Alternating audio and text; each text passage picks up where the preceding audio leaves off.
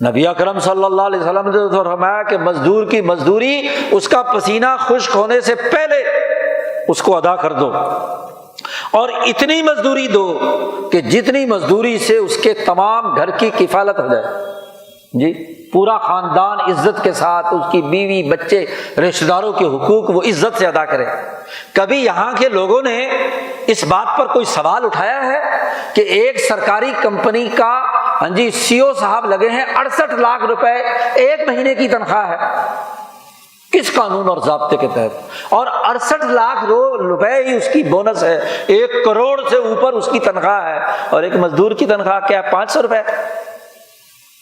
جی ایک جج کی تنخواہ 12-15 لاکھ ہے، اور ایک مزدور کی تنخواہ، جی ایک دوسرا کمپنی کا بلکہ ایک بینک کے سی او کی تنخواہ پتہ چلی 4.5 کروڑ روپے ماہانہ، جی اور اس کے اوپر جو اس کو بینیفٹ یا بونس ہے وہ الگ سے، کس قانون کے تحت؟ کبھی اس کے خلاف بات کی ہے کسی نے کہ جج نے ایسا کون سا سرخاب کا پر لگایا تھا، اس کسی سیاستدان نے، اس بڑے سرمایہ دار نے، اس لیڈر نے کیا ایسا کام کیا تھا، اس ایم ڈی نے، اس سی او کے پاس کیا ایسی جادو کی چھڑی ہے کہ 4.5 کروڑ روپے اور 68 لاکھ روپے ماہانہ اس کی تنخواہ ہو؟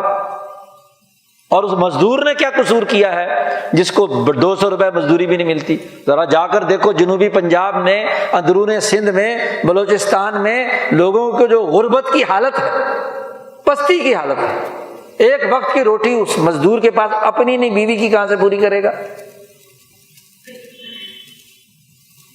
یہ سرمایہ داروں کے ایجنٹ سرمایہ داری کے لیے اعلی کاری کا کردار ادا کرتے ہیں، ان کے مفادات کی بنیاد پر جلوس نکالتے ہیں، اس کی بنیاد پر پریس کانفرنسیں کرتے ہیں، اس کی بنیاد پر کیا ہے حقوق کی بات کرتے ہیں۔ اسلام فروش ہے، دین فروش ہے، جمہوریت کے نام پر، لبرلزم کے نام پر انسانی حقوق کے سوداگر۔ یہ کون سی لبرٹی ہے؟ یہ کون سی آزادی ہے؟ کہ آزادی چاہیے ہمیں، فلاں سے بھی آزادی، فلاں سے بھی آزادی۔ سرمایہ دار سے آزادی کی بات کی ہے کبھی؟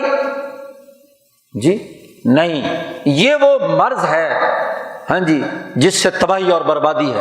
اس لیے نبی اکرم صلی اللہ علیہ وسلم نے فرمایا کہ جب کسی قوم پر اللہ عذاب بھیجتا ہے تو اس کی مت مار دیتا ہے، عقل ماری جاتی ہے، وہ آپس میں ہی لڑتے رہتے ہیں، آپس میں ہی نان ایشوز میں الجھے رہتے ہیں، جو اصل بات ہوتی ہے اس کی طرف توجہ نہیں۔ یہ وہ عقل و شعور ہے جو مار دی گئی۔ 250 سال سے یہ بدبخت سرمایہ داری نظام انسانیت پر مسلط ہے، اور انسانیت کی تباہی اور بربادی میں پہلے مردوں کو تباہ و برباد کر کے کم سے کم مزدوری پر راضی کیا، اور پھر اب عورتوں کو جسم بیچنے اور پتہ نہیں کیا کیا کچھ کرنے کے لیے مجبور کر دیا ہے۔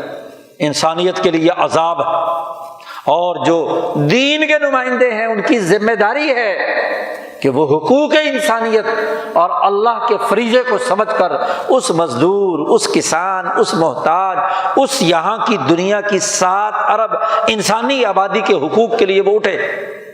کیوں ممبر گونگے ہیں؟ کیوں سیاست گونگی ہے؟ کیوں حکومت گونگی ہے؟ کیوں عورتیں اور مرد گونگے ہیں اس سرمایہ داری کے خلاف بولنے کے لیے؟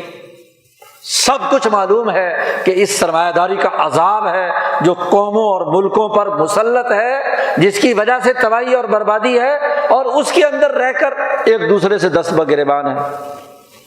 اس سے بڑا کوئی عذاب ہوگا؟